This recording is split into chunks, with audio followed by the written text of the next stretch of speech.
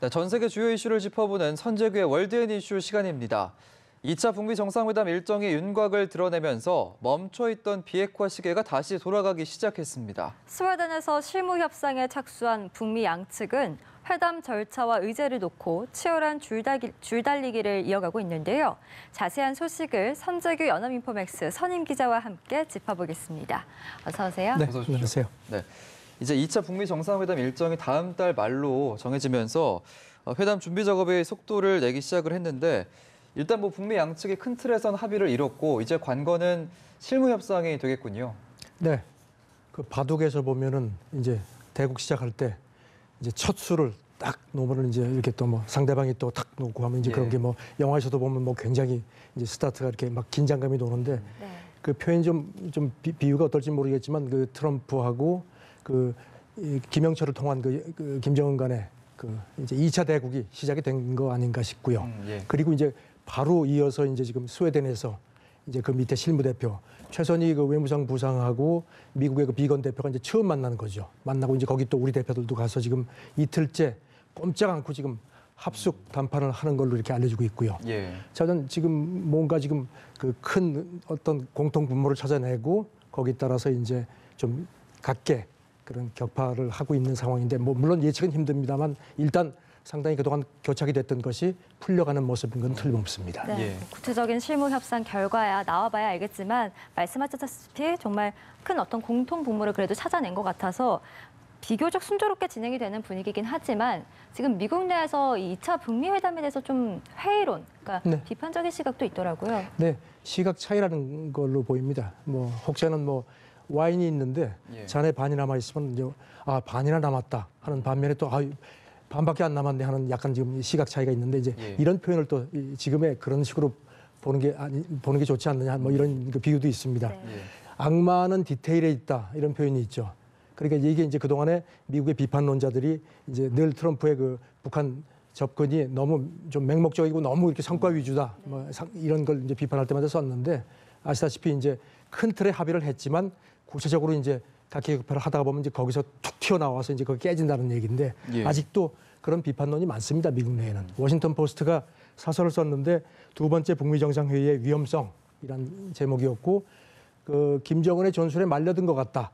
그러면서 이제 그 트럼프가 좋아하는 그 친서 공세를 계속 펴서 이렇게 트럼프를 좀 혹하게 했고 그 다음에 이제 트럼프가 지금 국내에서 정치적으로 아시다시피 뭐 셧다운도 있고 뭐 여러 가지로 몰리고 있으니까 그런 걸 북한이 모를 리가 없다. 그래서 북한이 그런 트럼프의 어떤 정치적인 아킬레스건을 건드리는 건데 거기 넘어갈 것 같다 하는 식으로 얘기를 하는데 지금 아까도 말씀드린 것처럼 어쨌든 간에 지금 가고 있는 거는 실무 협상도 시작이 됐고요. 공개적으로.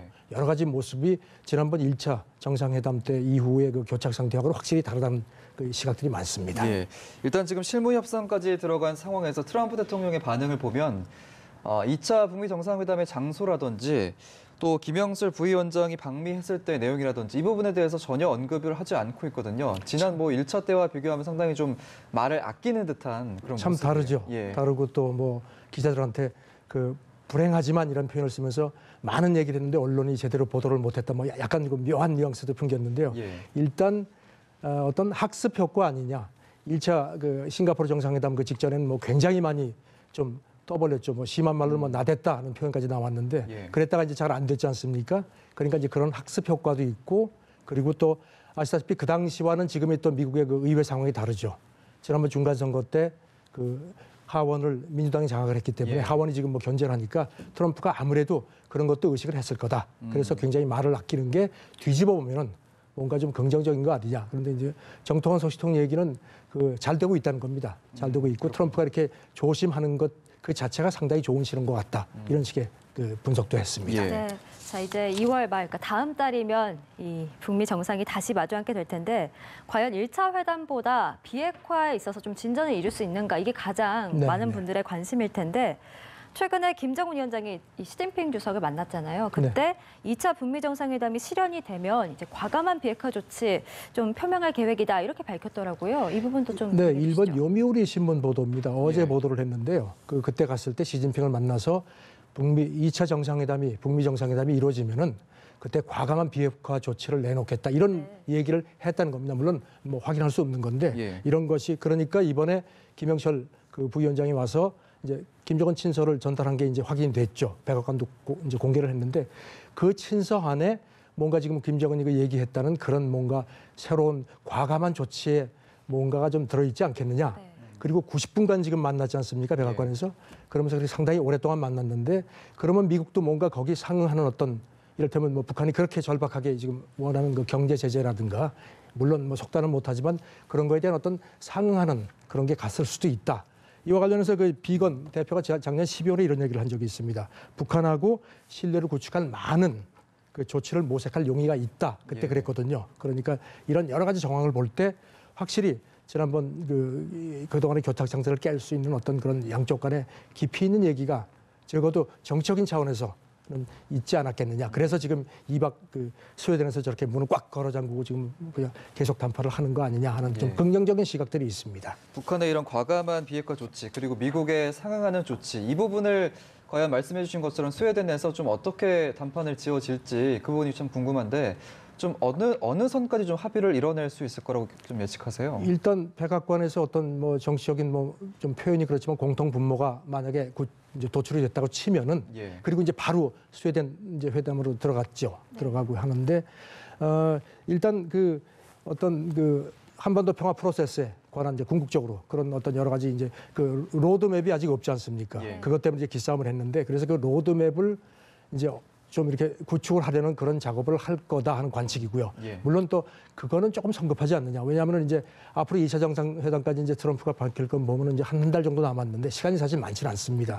그러니까 그런데 사실 남북도 그렇고 뭐 우리도 지금 미국하고 워킹 그룹이 있죠. 남북 간에는 이제 그 개성의 그 남북 연락사무소가 있는데 사실 북미 간에는 그런 공개적인 그런 그 교섭 채널이 없었거든요. 그러니까 이번에 만나서 어떤 앞으로 한 달간 빈번하게 이렇게 접촉할 수 있는 그런 후속 협상 틀을 만드는 것도 그 큰 진전이 아니라고 할 수 없다는 겁니다. 그래서 어쨌든지 간에 지금 스웨덴에서 뭔가 새로운 어떤 북미 간의 어떤 발판이 다져지는 것이 분명히 있을 거다 하는 그런 긍정적인 시각들이 있습니다. 뭐 회담이 조금 연장되지도 않겠느냐 뭐 그런 관측까지도 일각에서 나옵니다. 그런데 이런 가운데 김정은 위원장이 이 원산 갈마지구의 리조트 개발에 박차를 가고 있다 이런 보도가 나왔는데 2차 북미 정상회담을 앞둔 이 시점에 이 북한이 이렇게 관광에 좀 신경을 쓰는 이유가 있을까요? 특별히? 그 프랑스 AFP 통신이 그걸 좀 이렇게 집중 부각을 했습니다. 그 38로스라고 아시죠? 북한 그 핵 동향을 감시하는 민간 인공위성 그 감시 채널인데 거기서 원산 갈마지구를 계속 자기들이 보니까 거기 엄청난 리조트 단지를 지금 짓고 있는데 그 규모가 더 커진다는 겁니다. 그리고 김정은 위원장이 거기를 가서 직접 동료도 하면서 하는데 지금 이제 그 옛날에 지난번에 트럼프 대통령도 6차 그 싱가포르 정상회담 때 지금 보면은 북한의 해변이 굉장히 그레이트하다 이런 표현을 쓰면서 거긴 지금 대포가 있지만 이 사람이 이제 부동산 개발업자지 않습니까? 거기다가 콘도를 만들면 기가 막힐 것 같다 이런 얘기를 했거든요. 그런데 지금 뭐 거기다가 이제 엄청난 시설을 짓고 있는데 아마 지금 그 경제 제재가 해제가 뭐 궁극적으로 될 거라는 그런 기대감을 갖고 북한이 준비를 하는 것 같다. 제가 작년에 그 미국 갔을 때도 재계 인사들이 전부 그런 얘기를 했습니다. 북한하고 북미 간에 뭔가가 열리게 되면은 미국 기업들이 가장 손쉽게 들어갈 수 있는 부분이 관광 부분이다. 그리고 여러 가지 리스크도 적고 하니까 그래서 그런 움직임도 뭔가 좀 이렇게 길게 보면서 어떤 양쪽의 어떤 그런 걸 모색하는 거 아니냐 뭐 그런 조심스러운 관측도 있습니다. 사실 트럼프 대통령이 이제 대북 문제에 있어서만큼은 중국과의 공조를 굉장히 중요시하게 생각을 했었는데 이번에 이런 점을 좀 의식해서인지는 몰라도 최근에 좀 미중 무역 협상이 굉장히 잘 될 것이다 이런 낙관론을 연일 펼치고 있다고요. 어제도 그 기자들 만나서 굉장히 잘 되고 있다. 그리고 뭐 그런 얘기를 했고요. 뭐 타결될 걸로 의심의 여지가 없다. 약간 좀 과장을 하는 습관이 있긴 하지만 아시다시피 지금 오는 30일에 시진핑의 경제 착서라는 그 류호 중국 부총리가 미국에 옵니다. 이제 지난번 차관 협상 이제 이후에 이제 고위급 협상이 되는 거고요. 이런 상황인데 또 왕이 중국 외교부장도 이런 얘기를 했습니다. 중국이 미국에 도전하지 않겠다. 그러면서 우리가 서로 제로섬 게임 하지 않는다. 서로 윈윈 하려면 서로 협력하는 것이 최선의 방안이다 하는데 이런 미중 간의 어떤 이런 게 좋은 분위기는 아무래도 남북 북한 문제 푸는데 우리한테는 상당히 호재로 받아들일 수밖에 없습니다. 자, 일단 물론 속단은 어렵지만 여러 가지 흐름이 지금 지난번 1차 정상회담 이후에 그런 교착 상태와는 확실히 다른 건 틀림없는 것 같습니다. 예, 알겠습니다. 자, 윤곽을 드러낸 2차 북미 정상회담에 대한 이야기를 선재규 연합인포맥스 선임 기자와 함께 나눠봤습니다. 오늘 말씀도 고맙습니다. 네, 감사합니다.